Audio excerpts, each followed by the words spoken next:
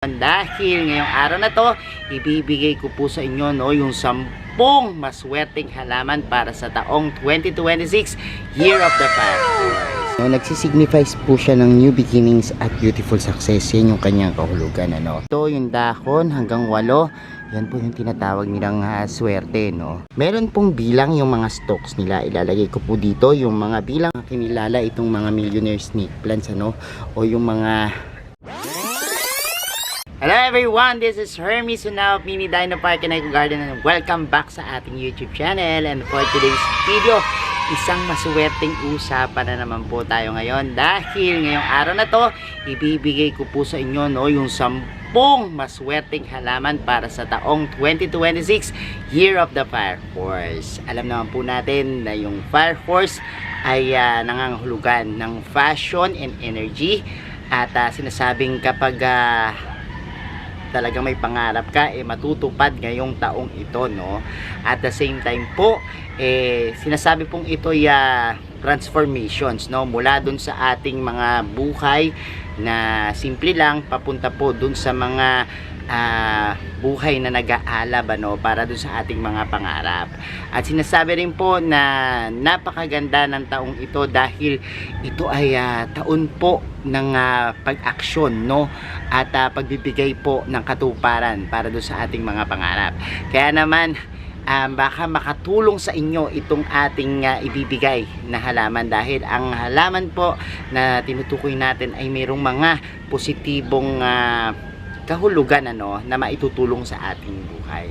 Alamin po natin yan sa ating pagbabalik. Meron na kaya kayo ng mga halamang ito? Kaya kung ready na kayo mga ka-MVP, tutok lang po.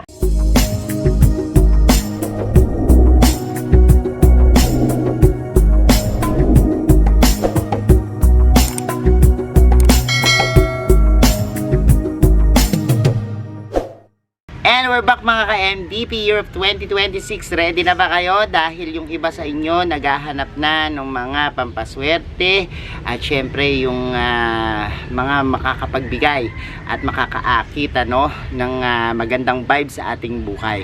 Iikot tayo sa ating garden dahil ibibigay ko sa inyo yung 10 halaman. Papakita ko yung itsura nila, ibibigay sa inyo yung simbolismo, at syempre pag-usapan natin yung pangangalaga sa kanila. Sa una nating halaman ay ang tinatawag na money tree o Pajira aquatica. Ito pong money tree, lumalaki po yung mga dahon niyan, At kung mapapansin niyo po, may bilang yung mga dahon niyan. Kapag po nagsimula na magpito yung dahon hanggang 8, yan po yung tinatawag nilang swerte, At maganda rin po yung kahulugan. Ito po nagiging puno. Pansinin niyo po itong ating money tree dito. Napakaganda po nung korte niyan, At yung pinaka puno niya po, ayan na, napakalaki ng trunks niya, Nagsimula lang po yan. Ito pa yung ribbon nung maliit pa siya, Pero ngayon lumaki na po, at sinasabi nga po na mas malaki yung trunks ng money tree nyo, mas madudulot po niyan ay maganda at swerte sa inyong buhay, Meron din pong large na money tree na mga nakatirintas, braided po, At yung braided na trunks niya po nagka-capture po ng good fortune at nagsisimbol po ng vitality and wealth din po, At sabi nga po, nasa bilang ng mga dahon, at yung iba naman po natutuwa sila, kapag dumadami yung dahon, kasi mentras po nagmamatured yung inyong mga money tree, mas dumadami po yung bilang ng kanilang dahon. Karaniwan po kasing to 5 o 6 lamang, pero meron pong mga nagko-comment sa ating mga video na sila po nakakapag-produce na po yung kanilang money tree ng 9, 8 at mas maraming dahon, At yan po, napakaganda rin pong i-display. Ito po kasing money tree o Pajira aquatica, nagiging puno po yan, Puno po talaga siya. Kaya naman maganda rin po siya kung ididirekta sa lupa. Pero sabi nga po nila, kung gagawin tong indoor plants, pwede rin po, pwede nyo pong ilagay sa mga corner ng bahay nyo or dun sa mga lugar kung saan makakatanggap siya ng limited na sunlight lang. Pwede po, kayang-kaya niya po yan. So ito po yung ating money tree sa una nating halaman. Sa pangalawa po nating halaman ay ang mga lucky bamboo. Nakakita na ba kayo ng ganyang arrangement? Di ba napakaganda? Usually po mga stock lang ano, pero meron pong mga gumagawa ng ganitong arrangement at napakaganda niyan. Magandang ipang display sa mga tabletop, no? At maganda rin po siya dun sa mga welcome area. Ito pong lucky bamboo, tinatawag din po siyang Dracaena sanderiana. Nagdadala po siya ng positive energy at good luck, especially po kapag maraming stocks, no? Meron pong bilang yung mga stocks nila. Ilalagay ko po dito yung mga bilang ng mga stocks at yung kahulugan, kasi po minsan nakadepende po dyan yung kahulugan ng inyong mga pangarap, ng inyong mga dinidesire na wishes ano sa buhay. At kapag po yan yung inalagaan nyo, yan po yung matutupad. Kaya po itong lucky bamboo, isa rin po siya sa napakagandang alagaan ano, dahil po kapag halimbawa po pwede po kayong gumamit ng mga lupa na normal lang, pero usually po kung gusto niyo po yung mas maganda yung lucky bamboo nyo, yung mga ganito parang coco feet yung nilagay nyo, no? Kasi re-retain po yan ng konting moist, tas madaling matuyo, fast training din po siya, kaya po mas maganda po sa ating mga lucky bamboo. Ito pong lucky bamboo pwede rin pong mabuhay sa tubig ano. Sinabi nga po na isa siya sa mga halaman versatile, no? Kapag dating po sa mga medium na gagamitin, so pwede po siya sa lupa, pwede rin po siya sa tubig, at nakadepende po kung ano po yung gusto nyo, no? Kasi minsan yung iba ayaw po ng lupa kasi messy siya, natatapon sa ating mga table.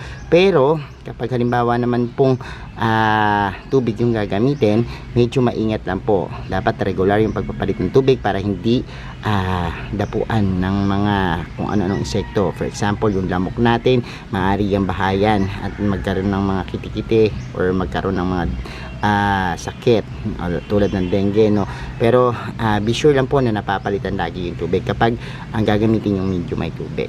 So yan po yung ating halaman na maganda rin po, no? Ngayong paparating na yung Year of the Fire Horse. Sa pangatlo po nating halaman ay ang mga snake plants. Ako po dito sa ating garden, yan po yung reason ko kung bakit napakadami kong alagang mga snake plants o mga sansevieria na tinatawag ano. Dahil po ang mga snake plants maganda po na panlinis ng hangin. Bukod po dyan, maganda yung simbolismo niya, no? Dahil yung mga snake plants po nagre-remove ng negative energy, no? Tulad po ng pagre-remove niya, no? Ng yan lason sa ating mga hangin. May iba't ibang klase po ng snake plants, at isa po dun sa mga kinilala itong mga millionaire snake plants ano, o yung mga Congo Mansoniana, yan po yung pangalan niya, no? At napakaganda po ng mga snake plants ano, at yan po nakakaakit sa mata dahil sa kanilang iba't ibang style ano. At sinasabi nga po na nagpo-promote siya ng strong steady growth sa ating buhay. Kaya po kung halimbawa na mag-aalaga kayo ng mga snake plants, yan po ano, maganda-ganda po yan, at lalo na po yung may mga variegated na mga dahon ano, dahil yung dilaw po nagsisimbolo ng gold ano, ng kaperahan.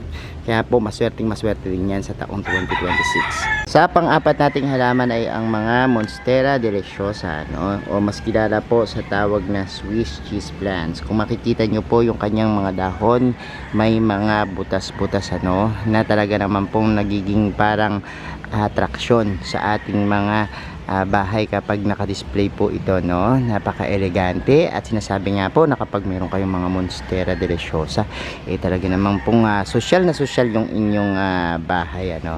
At meron po yan iba't ibang mga varieties, katulad po dito sa atin may mga yan, ito yung Monstera Thai constellations na tinatawag ano. At yun nga po mga butas-butas niya na dahon, yan po yung sumisimbolo ng pagtama ng araw, ray of light, pagpasok din po ano nung magagandang blessing sa atin. At ito po Monstera deliciosa ay nangangahulugan ng new opportunities. Sinasabi rin po na overcoming challenge ano sa atin, kapag halimbawa meron po tayo, at dahil nga po dun sa kanyang unique na leaves, mas nag-a-attract po ito ng positive energy. Ang pag-aalaga po ng Monstera deliciosa ay kailangan po bright area lang, no, shaded bright yung inyong ilaw. Tapos po lumalaki po yung dahon niya basta may kakapitan, ano, at ganyan po yung matured niya. Ito nga po, napakalaki ng dahon natin, ano. At kapag yung pong ugat niya ay nakakuha ng steady na nutrients mula doon sa kinakapitan, mapapalaki nyo po at mapapaganda yung inyong mga dahon, ano. Ito po, ganyan lang, no, sa pagtubig, napakadali lang. Kapag tuyo na yung lupa, tsaka lang po kayo magdilig. Ayaw niya po ng masyadong matubig kasi ang pwede pong kahinatnan niyan ay root rot kapag halimbawa nababad sa tubig po yung inyong mga Monstera. Sa panglima naman po nating halaman, ito pong mga jade plant, no? Isang uri ng succulents, ano? At kilala rin po sa tawag na Crassula o bata. Lumalaki po siya ng ganyan, no? Nagiging parang bonsai. Yung kanyang pong trunks ay mas nagiging kahoy sa pagtanda niya, no? Sa pagiging malaki niya po, talagang mapapansin nyo na kakaiba yung binibigay na ganda niyan at napakagandang ipang display sa bahay.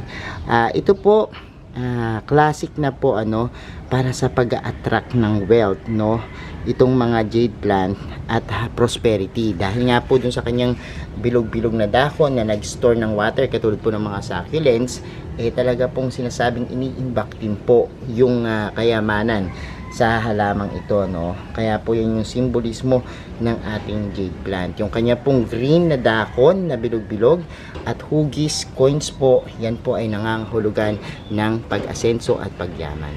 Sa pang-anim naman nating halaman, ito pong tinatawag nating peace lily, no, o Spathiphyllum.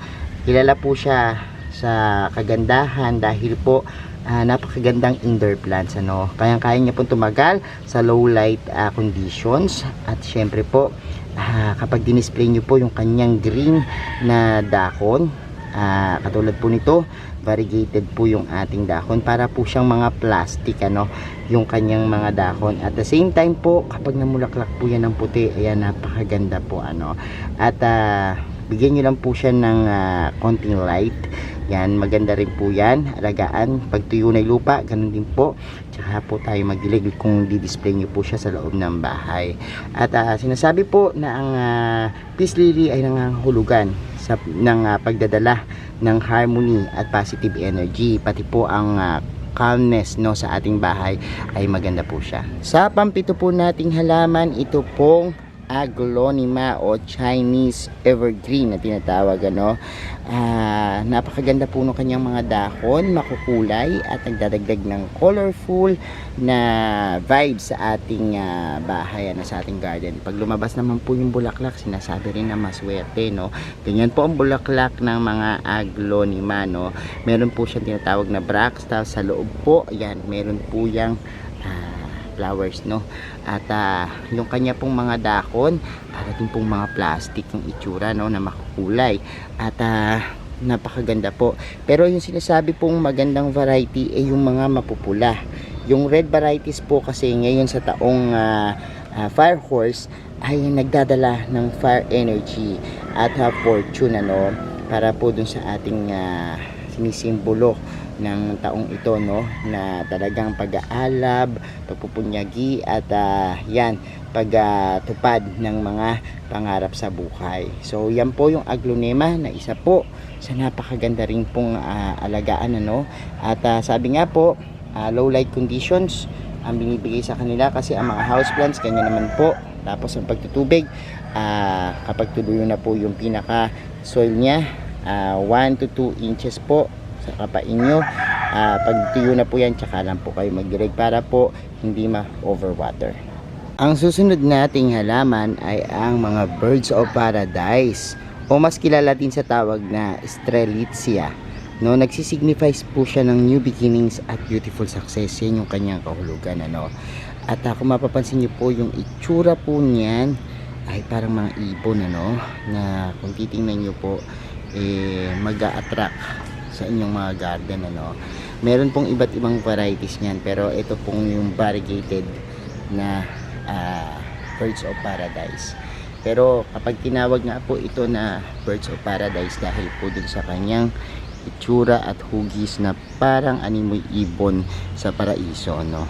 At napakaganda po ng simbolismo nito na talaga naman pong sinasabing bagong buhay at isang magandang kapalaran ang ibibigay kapag meron ka po nagbibigay rin po siya ng kakaibang adisyon na kagalakan sa ating garden dahil po dun sa kanyang makulay na itsura. Yan po yung isa sa mga halaman na talaga namang magiging maswerte sa taong 2026. Sa pangsyam nating halaman, ito pong mga desert rose or tinatawag na adenium. Napakaganda po ng kanyang karakteristik dahil ho doon sa kanyang mga matataba at mahaba na mga stem, talaga naman pong nagbibigay ng kaakit-akit na aura doon sa ating pagdi-display. Ito po, napakaganda rin po nito at napakadaling alagaan kasi hindi niya kailangan ng tubig dahil nag-store din po ito ng tubig do sa katawan niya, no?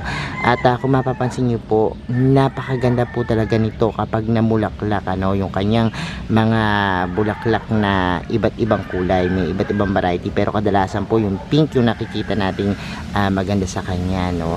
Ito po ay nangangahulugan po ng pagyaman din at syempre nag-o-offer po ng resilience at beauty sa atin. Kaya po isa sa pinakamaswerteng halaman ngayong 2026, ito pong mga adenium. At sa huli-huli nating halaman, ito pong rubber tree, no?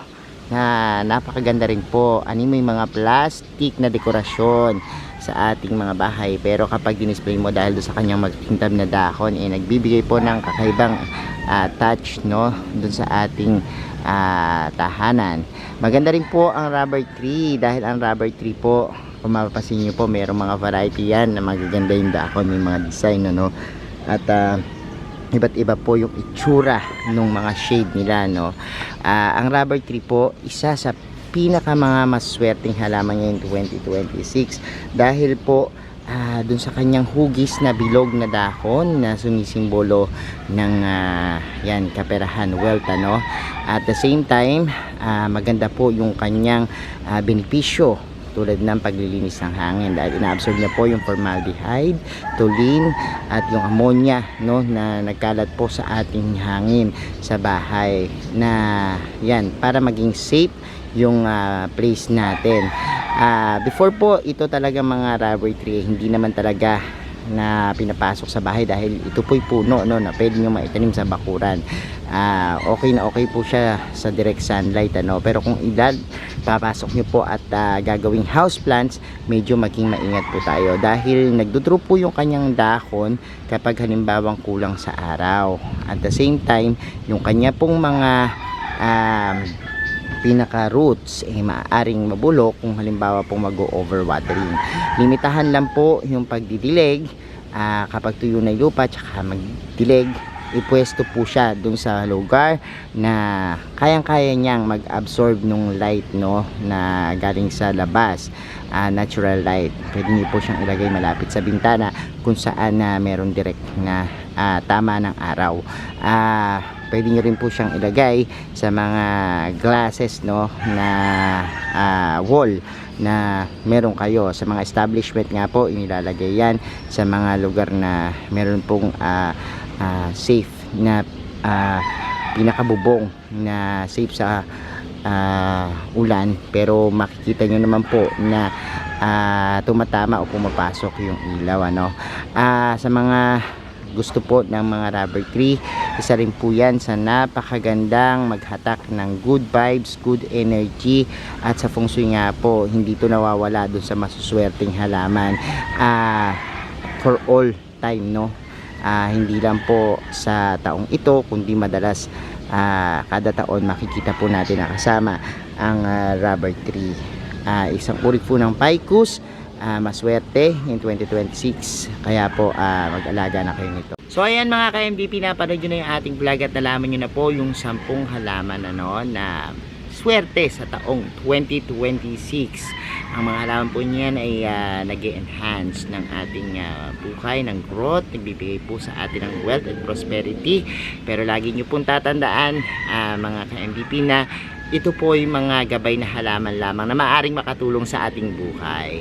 Nasa ating pa rin pong mga kamay yung ating ikauunlad at yung ating magiging success ay nakadepende po sa ating paggawa at pagkilo. Sabi nga po, manalangin sa Diyos, sabayan ng pagkilos, ang kasipagan at pagpupursige. Yan po ang magdadala sa atin para matupad yung ating mga pinapangarap at mithiin sa buhay. Maraming salamat po sa inyong pagtutok, sa lahat na nagla-like, nag-share at nagko-comment, sa mga hindi pa po nag-subscribe sa ating YouTube channel. Kung bet na bet nyo po yung ganitong usapan, plants and gardening, at syempre masuswerteng halaman, meron na ba kayo niyan? Dahil kung wala pa, bili na kayo, no? Or manghingi na kayo dun sa inyong mga kapitbahay, no? I'm sure marami nang nakapagpalago ng mga halaman na yan. Pindutin lang po yung subscribe button, pati notification bell, para laging updated sa ating latest uploads, pati po sa iba't iba nating social media accounts, sa ating TikTok, Instagram, Facebook pages. Search nyo po Hermy Sunaho or Mini Dino Park and Eco Garden, makikita nyo na yan. Salamat ng maraming mga ka-MDP, and this is Hermy Sunaho nagsasabi sa inyo ng happy planting. Bye!